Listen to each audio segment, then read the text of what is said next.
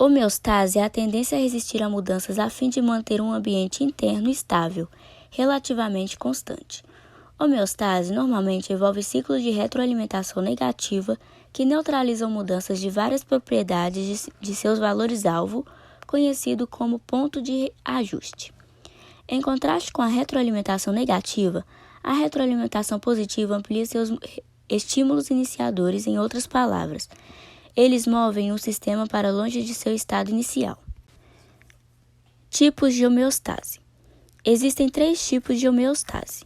Ecológica, que se refere ao equilíbrio em nível planetário. Biológica, que corresponde à manutenção do ambiente interno, ou seja, seus fluidos corporais. Humana, além dos fluidos, inclui fatores como temperatura, salinidade, pH e concentrações de nutrientes. Homeostase térmica. Consiste em alguns mecanismos que o corpo humano utiliza para manter a sua temperatura constante. São eles: termos dos músculos esqueléticos para produzir calor quando a temperatura do corpo é muito baixa, suor que evapora e esfria o corpo quando a temperatura está muito elevada, metabolismo da gordura. Homeostase química.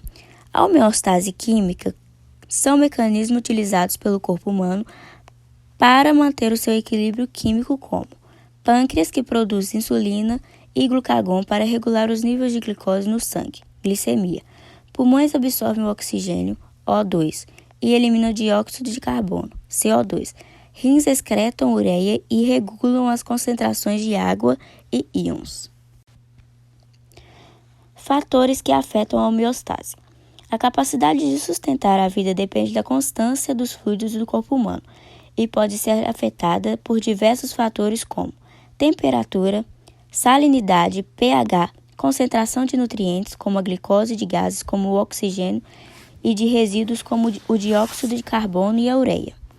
Se esses fatores estivessem em desequilíbrio, eles podem afetar a ocorrência de reações químicas essenciais para a manutenção do corpo vivo. Por isso, é preciso manter todos esses fatores dentro dos limites desejáveis para manter os mecanismos fisiológicos.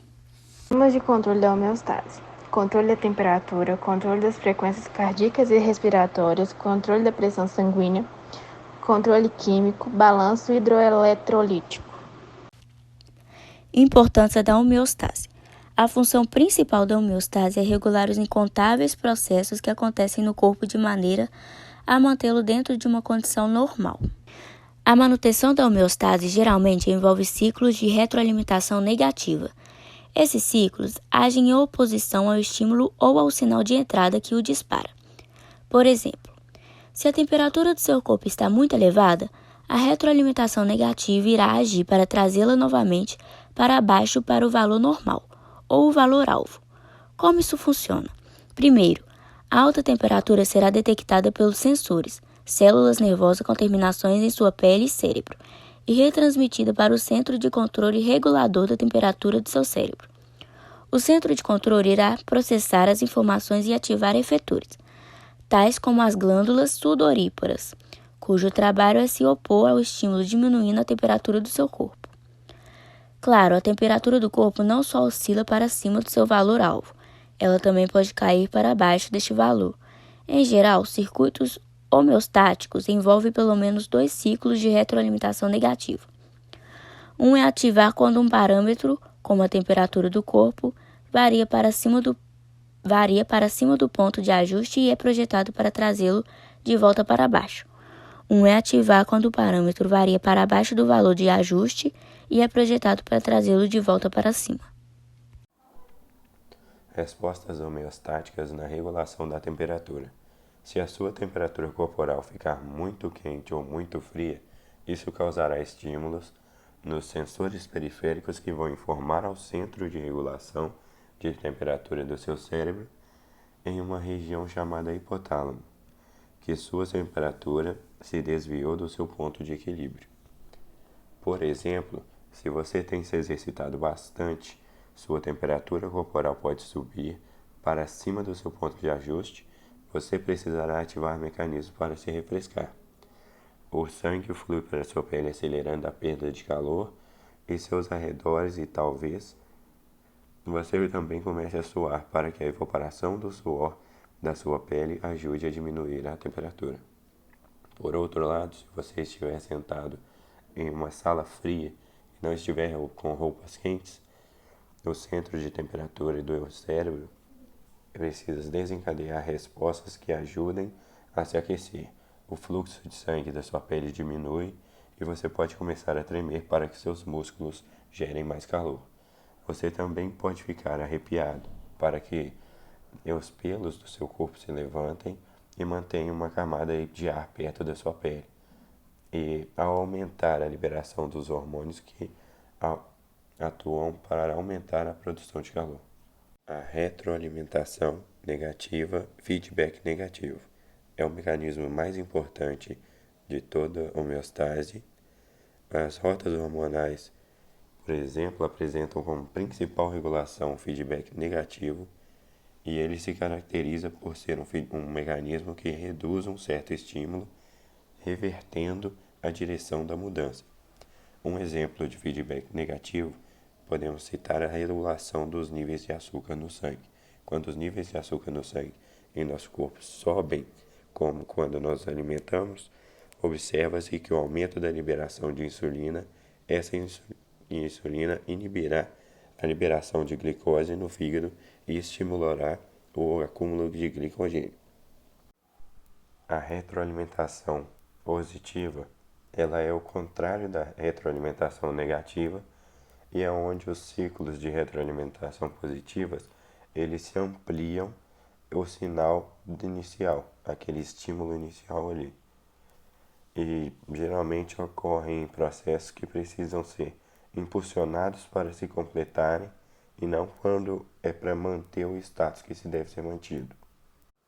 Um bom exemplo que temos é durante o parto da ação positiva.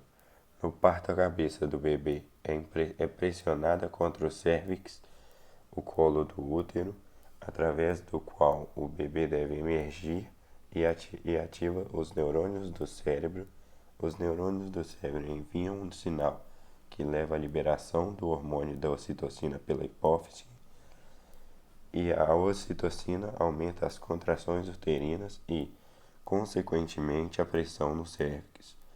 Isso provoca a liberação de mais ocitocina, que produz contrações mais fortes, e esse é o feedback positivo que se mantém até o nascimento do bebê. A homeostase envolve a regulação ou equilíbrio ou ajuste.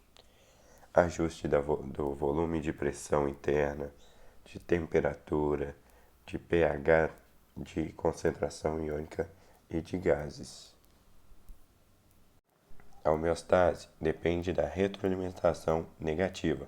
Então, qualquer coisa que interfira no mecanismo de retroalimentação pode e irá provavelmente perturbar a homeostase. Já no caso do nosso corpo, isso pode até levar a uma doença. A diabetes, por exemplo, é uma doença causada por um defeito na retroalimentação envolvendo o hormônio insulina. Esse defeito na retroalimentação dificulta ou impossibilita o corpo de diminuir o alto nível de açúcar do sangue, no caso a glicemia, para valores saudáveis.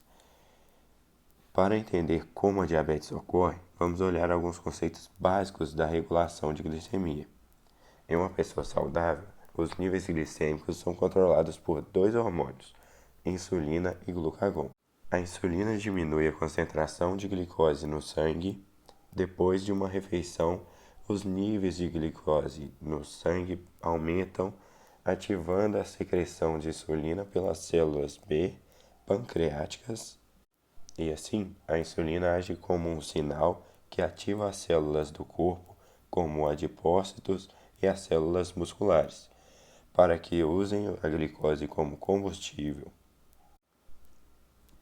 A insulina também faz com que a glicose seja convertida em glicogênio, uma molécula armazenadora no fígado.